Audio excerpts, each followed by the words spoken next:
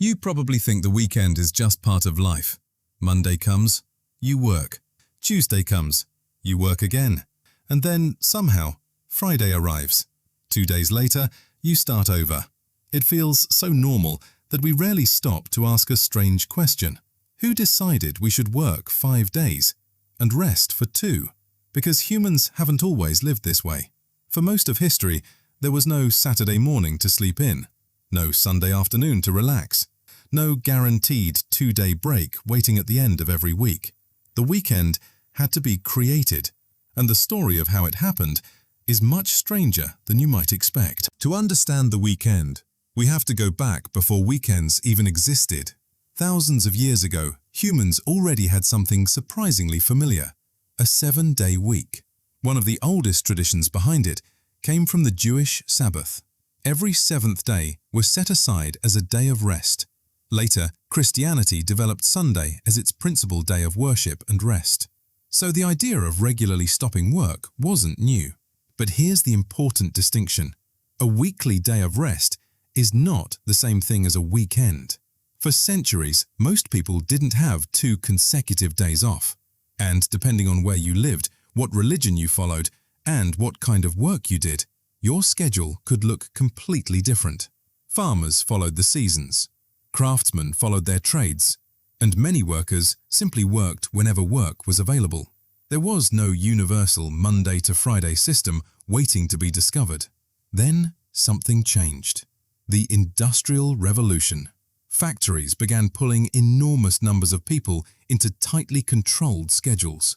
Instead of working according to daylight, weather, or the agricultural season, workers increasingly had to arrive at a specific place, at a specific time, and stay there until the shift ended.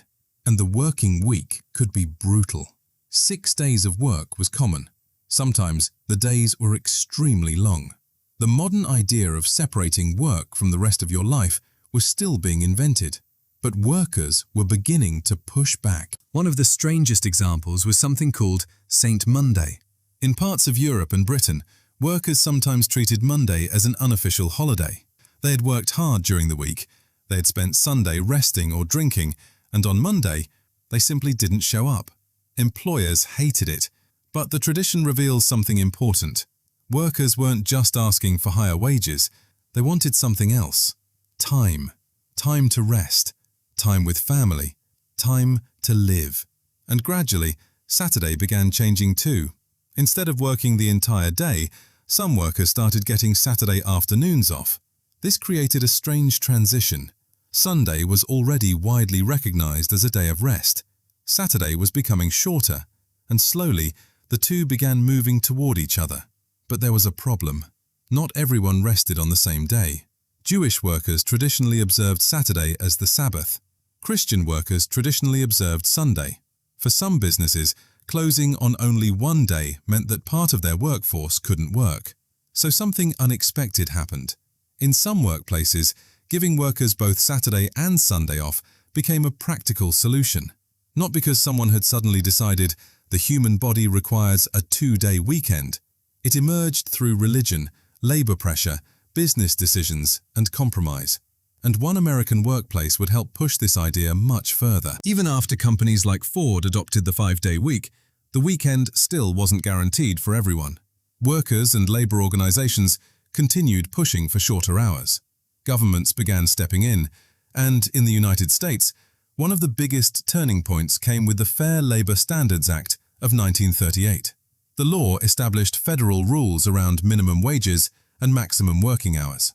The maximum work week was eventually reduced to 40 hours by 1940 for covered workers. And suddenly, something that had once seemed radical was becoming normal. 5 days of work, 2 days of rest, Monday through Friday, Saturday and Sunday. The modern weekend was taking shape. But notice what had happened. Nobody sat down one morning and invented the weekend from scratch. It was assembled piece by piece.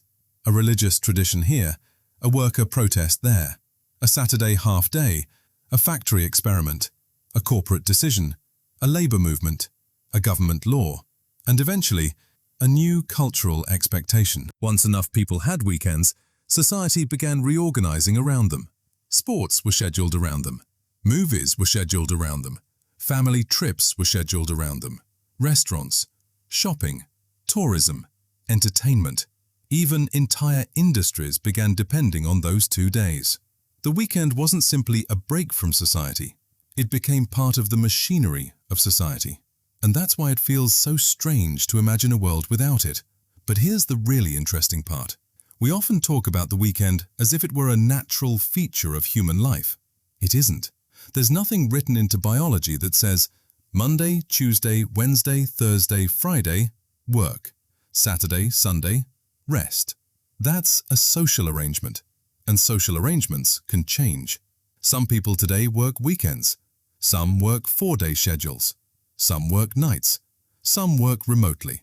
And some jobs don't really have a weekend at all. So the question that once seemed ridiculous is becoming interesting again.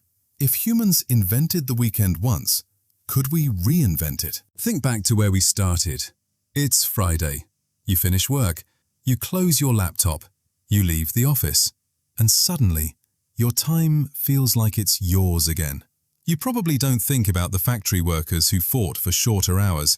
You don't think about the people who refused to work Monday. You don't think about Jewish workers protecting their Sabbath. You don't think about the factories experimenting with 5-day schedules. You don't think about Henry Ford realizing that free time could also create consumers.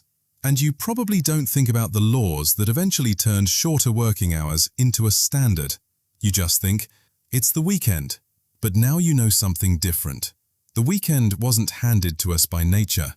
It wasn't always there. And it wasn't invented by one person. It was built over generations by people arguing over something incredibly simple. How much of our lives should belong to work? For thousands of years, the answer kept changing. And eventually, humanity settled on 2 days. Saturday, Sunday.